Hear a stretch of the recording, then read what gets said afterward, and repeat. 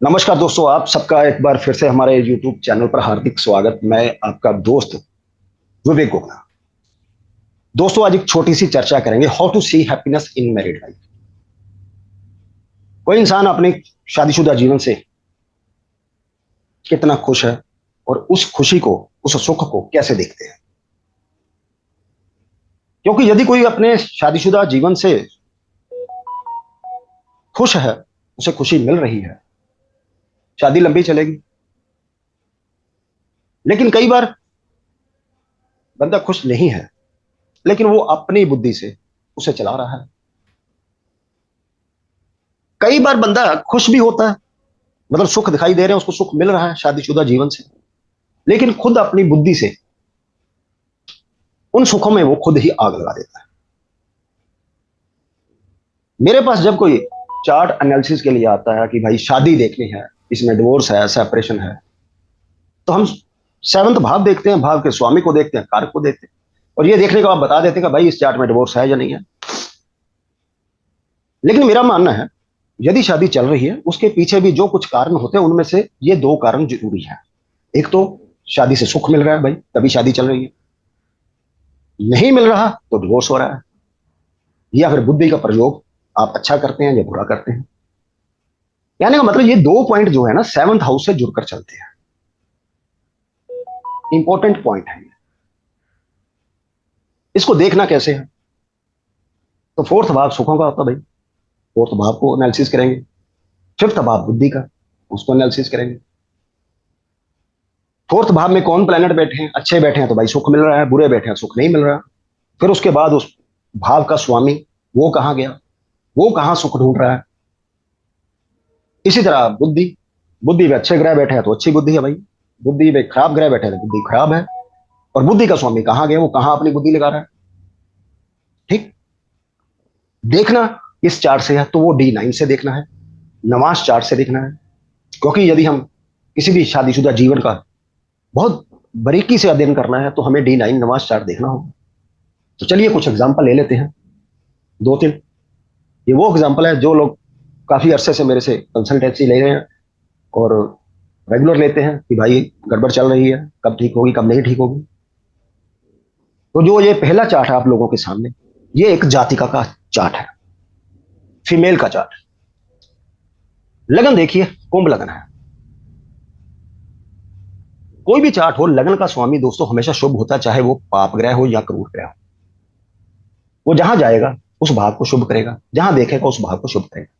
और किसी भी भाव का स्वामी, जैसे कि शुक्र इस भाव में है, तो वो अपने भाव को अच्छा ही करेगा। ठीक है, उसको बल देगा वो। अब भाव बुरा हो वो अलग बात है। यहां देखें तो इस भाव पर कोई प्लेनेट यहां विराजमान नहीं है, लेकिन शनि का और बुध का गुरु का एस्पेक्ट आ रहा है।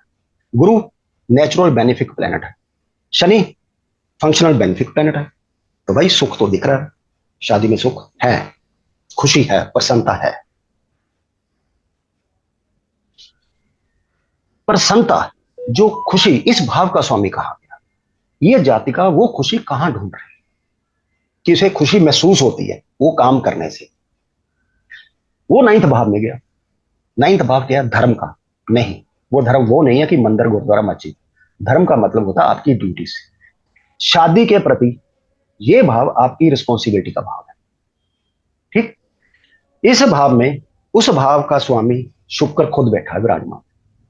मंगल का एस्पेक्ट आ रहा है जो कि थर्ड हाउस का स्वामी है, ये एफर्ट का भाव है। यानी ये शादी के प्रति जो इनकी रिस्पॉन्सिबिलिटीज हैं, जो इनकी ड्यूटीज बनती है, इनका दायित्व बनता है, उनको वो पूरी एफर्ट के साथ निभाती हैं और वो शादीशुदा जीवन में खुशी महसूस करती हैं। ठीक, बुध फिफ्थ भाव का स्वामी है, सेवंथ हाउस में बैठा हुआ वक्री, और फिफ्थ भाव में सूर्य। बुद्धि में अहंकार आ गया। राहु तिकड़मबाज, साम दाम दंड भेद, बुद्धि में वो भी आ गया। फिफ्थ का स्वामी सेवंथ में गया, वक्री है, बुद्धि भी उल्टी है। फिफ्थ भाव से उसका एक्सचेंज है, क्योंकि इस भाव का स्वामी सूर्य फिफ्थ में, फिफ्थ का स्वामी सेवंथ में। जो बुद्धि लगाती हैं अच्छी या बुरा करने के लिए अपने शादीशुदा जीवन को, ये बुध दिखाई दे रहा है। लेकिन क्योंकि इस बुध के ऊपर चंद्रमा और शनि का एस्पेक्ट आ रहा है, चंद्रमा शुभ प्लेनेट है, शनि भी शुभ है इस कुंडली के लिए, और उसका 5th भाव से एक्सचेंज भी हो रहा है। तो ये जो बुद्धि लगा रही है, ये अपने शादीशुदा जीवन में ही लगा रही हैं। कुछ कभी कभी गड़बड़ हुई, लेकिन फिर इन्होंने अपनी बुद्धि से साम दाम दंड भेद लगाते हुए उसको फिर ठीक कर दिया। क्यों? क्योंकि 2 शुभ प्लैनेट का इफेक्ट आ रहा है। इनकी शादी को 16 साल हो चुके हैं, बीच में 1-2 बार गड़बड़ हुई, एक बार जहां तक मुझे याद है, उसके बाद सब कुछ ठीक था, और अब शादी से सुख भी मिल रहा भाई, ठीक ठाक है लाइफ। अब एक चार्ट और लेते हैं, बड़ा इंटरेस्टिंग चार्ट है ये एक मेल का चार्ट है। इन भाई साहब का लास्ट मंथ डिवोर्स हो गया। इनकी वाइफ ने कंसल्ट किया कि मुझे रीयूनियन देखनी है अपने चार्ट से, मेरे पति से दोबारा होगा या नहीं होगा। तो मैंने कहा भाई रीयूनियन नहीं दिखाई दे रहा। तो इन्होंने कहा मेरे पति का चार्ट देख ली, शायद उसमें हो। तो मैंने इनका पति का चार्ट देखा, और उसके बाद मैंने जो कुछ मुझे दिखाई दिया तो मैंने उनसे पूछा, तो उन्होंने कहा यस ऐसा ही था। 7th भाव, सुखों का भाव, कोई प्लेनेट नहीं बैठा, मंगल का एस्पेक्ट आ रहा है। मंगल अग्रेशन का जो है कारक है, लेकिन इस कुंडली के लिए वो एक शुभ प्लेनेट है, क्योंकि वो केंद्र और त्रिकोण का स्वामी बने। सुख तो दिखाई दे रहा भाई, सुखों का स्वामी कहां गया? वो खुद बुद्धि के घर में गया।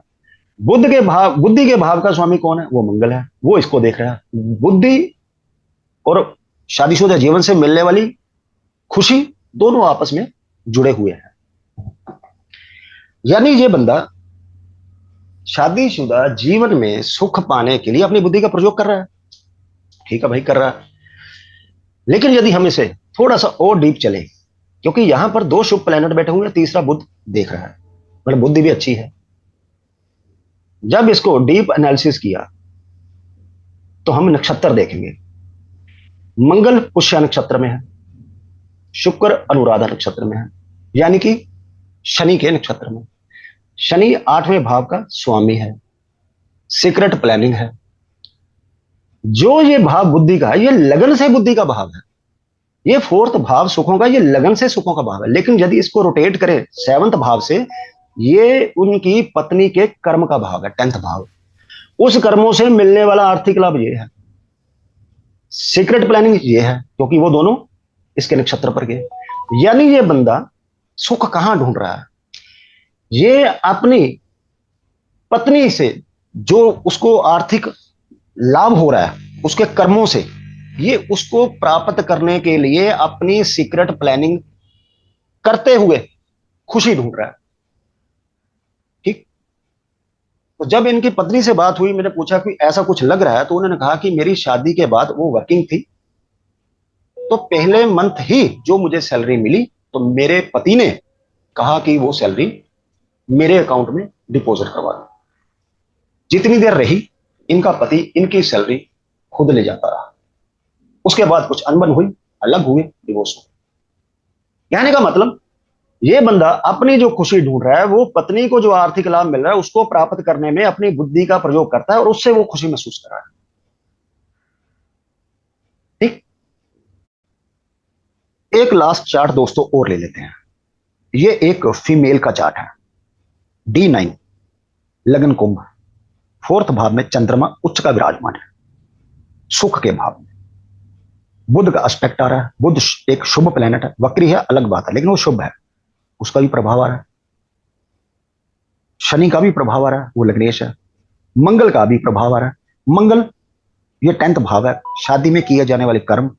इसी भाव का स्वामी मंगल इसी भाव में बैठा हुआ है, तो कर्म अच्छे होने चाहिए थे।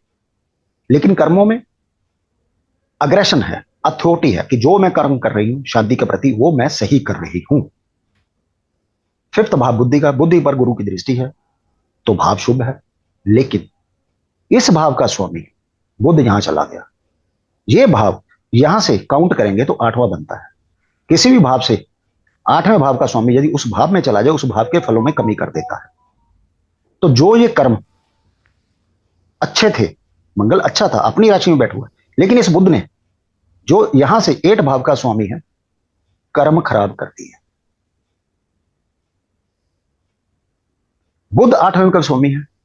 जो ये कर्म करती हैं वो बुद्धि में कुछ सीक्रेट प्लानिंग रखकर कर्म करती हैं शादी के प्रति। जब कर्म खराब हो चुके हैं, कोई दो भाव हो, दोनों भाव आमने सामने वाले एक दूसरे की शक्ति होते हैं। जब ये कर्म खराब हुए तो कर्मों से मिलने वाला फल ऑटोमेटिकली खराब हो गया। पहली नजर में हमें लग रहा है कि यहां सुख मिल रहा है, बुद्धि अच्छी है, बुद्धि के भाव पर अच्छा प्रभाव है, लेकिन इस बुद्धि ने, जैसे मैंने कहा कि कई बार सुख मिलता है लेकिन बंदा अपने कर्मों की वजह से उस सुखों को जो है आग लगा देता है। तो यहां पर बुद्धि ने कर्म खराब कर दिए। जो कर्म करती हैं कुछ ना कुछ सीक्रेट या सीक्रेसी रख कर करती हैं, जिसका खिमाजा इस भाव पर पड़ता है और सुख के जो शादीशुदा जीवन है उसमें कमी देखने को मिलती है। तो जो कमी देखने को मिलती है सुखों में, तो सुखों का भाव का स्वामी कहां गया? शादी से मिलने वाले सुख वो कहां चला गया? कहां से ढूंढती है? वो यहां से ढूंढती हैं। 8 भाव है सीक्रेट एक्टिविटी का, सीक्रेट प्लानिंग का, सीक्रेट आपकी रिलेशनशिप का। तो वो सुख जो शादी की है, जब यहां कर्म कर्म भी जानबूझकर हमने खराब किए, फिर सुखों में कमी हुई, फिर हम सुख ढूंढने यहां निकल पड़े। और सबसे बड़ी बात, शुक्र ये रहा हस्त नक्षत्र पर है, जिसका स्वामी चंद्रमा बनता है। चंद्रमा यहां है 4th भाव में, सुखों में, यानी यहां इन्होंने अपने कर्मों से सुखों में कमी की, सुख ढूंढने जे सीक्रेट रिलेशनशिप में चली गई, वहां से इनको खुशी महसूस हो रही है। जैसे मैंने कहा, इनके 3 डिवोर्स हो चुके हैं, लेकिन इनको अफसोस नहीं है। जो लिखा था हो चुका है। और जो ये 3 शादियां इनकी रही, जो खत्म हुई, तीनों ही शादियों में कुछ ना कुछ शादी के अलावा इनका कुछ सीक्रेट एक्टिविटी जो थी वो चलती रही साथ साथ। तो कहने का मतलब दोस्तों, जब भी हम कुछ चार्ट देखते हैं, शादी चलेगी नहीं चलेगी, उस शादी के चलने और या ना चलने के पीछे ये दो भाव है, इनका बहुत बड़ा रोल होता है। रोल तो 9th भाव का भी होता है, 10th भाव का भी होता है। आज हमने 2 भावों की बात की। ये 2 भाव, ये भाव जैसे मैंने कहा, ये आपके शादीशुदा जीवन में जो आपकी रिस्पॉन्सिबिलिटी है, ये उनका भाव है, ये किए जाने वाले कर्मों का भाव है। ठीक, यदि आप जो ये कर्म है, जो ये कर्म कर रहे हैं आप, यदि वो कर्म अपनी रिस्पॉन्सिबिलिटी समझ कर करे कोई, तो ये दोनों भाव कर्म भी अच्छे हो जाते हैं। ठीक, तो ये थी एक छोटी सी चर्चा कि किसी चार्ट में शादीशुदा जीवन देखने के लिए हमें 4th भाव और 5th भाव को किस तरह देखना चाहिए। यदि ये चर्चा आपको अच्छी लगी तो प्लीज वीडियो को लाइक कीजिए, शेयर कीजिए, कमेंट बॉक्स खुला है, आप अपने विचार वहां रख सकते हैं। और जल्दी मिलते हैं एक नई जानकारी के साथ। तब तक के लिए नमस्कार।